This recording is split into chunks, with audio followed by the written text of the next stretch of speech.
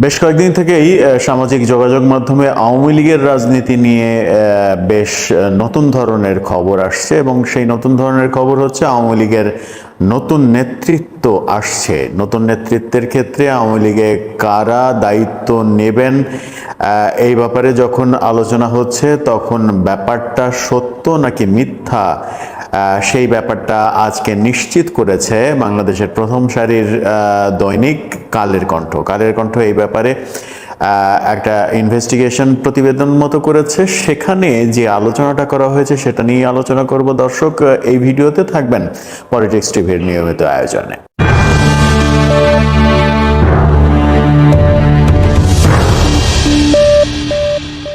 বলছিলাম, পরিবর্তিত পরিস্থিতিতে আওয়ামী লীগের নেতৃত্বে পরিবর্তন আসছে এরকম গুঞ্জন সামাজিক যোগাযোগ মাধ্যম বিশেষ করে ফেসবুকে ছড়িয়ে পড়েছিল এবং সেই ক্ষেত্রে দুটো নাম সামনে এসেছে। সাবেক রাষ্ট্রপতি আব্দুল হামিদ, তার নাম আসছে, এবং নারায়ণগঞ্জের মেয়র সেলিনা হায়াৎ আইভী, তার নাম আসছে।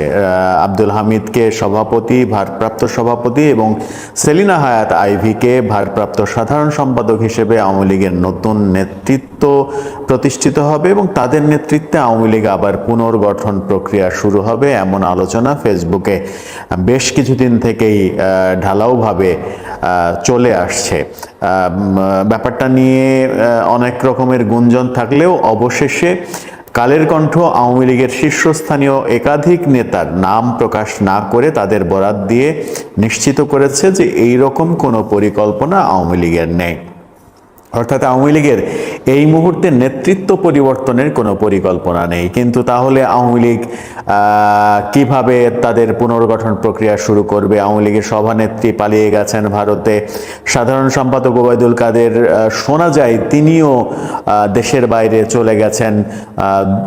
নেতৃত্বের প্রধান দুইজন যদি না থাকেন তাহলে দেশে দল চলবে কাদের নেতৃত্বে? এই ব্যাপারে যখন কালের কণ্ঠ আরও বেশি ইনভেস্টিগেশন করতে গেছে তখন যে কথাটা উঠে এসেছে সেটা হচ্ছে যে এই মুহূর্তে দলের নেতৃত্ব পরিবর্তনের কথা ভাবছেন না শেখ হাসিনা।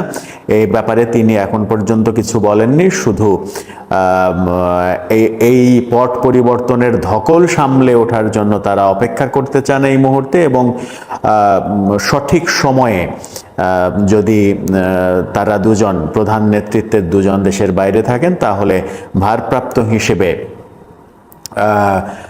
মোশাররফ হোসেন প্রেসিডিয়ামের 1 নম্বর সদস্য অথবা মতিয়া চৌধুরী 2 নম্বর সদস্য, তাদের যে কেউ একজন সভাপতি, ভারপ্রাপ্ত সভাপতি, এবং যুগ্ম সাধারণ সম্পাদকদের মধ্যে যে কোনো একজন ভারপ্রাপ্ত সাধারণ সম্পাদক হিসেবে তাদেরকে দায়িত্ব দিয়ে আওয়ামী লীগ পুনর্গঠনের কাজ চলবে। আওয়ামী লীগ পুনর্গঠনের প্রক্রিয়ায় সোহেল তাজের নামও এসেছে, কাদের সিদ্দিকীর নাম এসেছে। কাদের সিদ্দিকী এই তো সম্প্রতি টুঙ্গিপাড়াতে বঙ্গবন্ধুর মাজার জিয়ারত করেছেন এবং সেখানে তিনি গণমাধ্যমের সঙ্গে কথা বলেছেন। আওয়ামী লীগ নিয়ে কাদের সিদ্দিকীকে বেশ তৎপর মনে হচ্ছে, সেই কারণে কাদের সিদ্দিকীর নামও আসছে এই গুঞ্জনে যে কাদের সিদ্দিকীকে দলের দায়িত্ব দেওয়া হচ্ছে কিনা। সোহেল তাজের উপরে আওয়ামী লীগের তৃণমূল পর্যায়ে এক ধরনের ভালোবাসা রয়েছে এবং সোহেল তাজের গ্রহণযোগ্যতাও দেশব্যাপী রয়েছে। সোহেল তাজ আওয়ামী লীগের অন্যান্য ডাকসাইটে নেতাদের মতো দুর্নীতিবাজ এবং সমালোচিত না। যেহেতু সমালোচিত না সেহেতু ফ্রেশ একজন হিসেবে সোহেল তাজ বেটার চয়েস হতে পারেন, সেই আলোচনা রয়েছে। কিন্তু মজার ব্যাপার হচ্ছে আব্দুল হামিদ এবং সেলিনা হায়াৎ আইভীর নাম যে কারণে এসেছে, আব্দুল হামিদের রাষ্ট্রপতি হিসেবে যেহেতু দায়িত্ব পালন করেছেন অনেক দিন থেকেই, তিনি পলিটিক্সের বাইরে, তার একটা গ্রহণযোগ্যতা রয়েছে।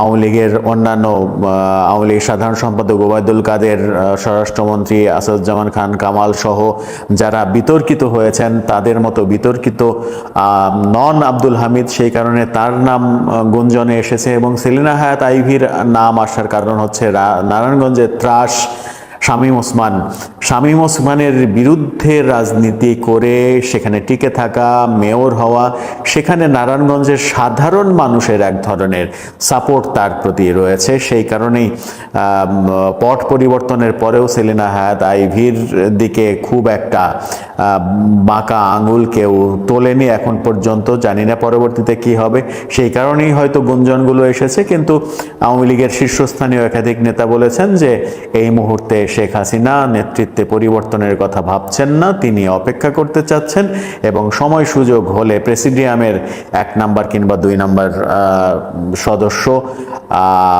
আর যুগ্ম সাধারণ সম্পাদকের যে কোনো একজনকে দায়িত্ব দেয়া হতে পারে। সেটা সত্য নাকি ওই গুঞ্জনটা সত্য সেটা সময়ই বলে দেবে। তবে আওয়ামী লীগের পুনর্গঠন প্রক্রিয়া আদৌ কবে নাগাদ শুরু করা তাদের পক্ষে সম্ভব হবে সেই বিতর্ক কিন্তু রয়েছে। কারণ 15-16 বছরের শাসনামলে আওয়ামী লীগ যে ধরনের সমালোচনার জন্ম দিয়েছে, সর্বশেষে এসে স্বৈরাচারের খেতাব তাদের গায়ে লেগেছে, সেই কালো অধ্যায় পাড়ি দিয়ে, কালো অধ্যায় পাশ কাটিয়ে তারা আবার সংগঠিত হতে পারা, এটা খুব অল্প সময়ের মধ্যে সম্ভব বলে অনেকেই মনে করেন না রাজনৈতিক বিশ্লেষকরা। অনেকে মনে করেন যে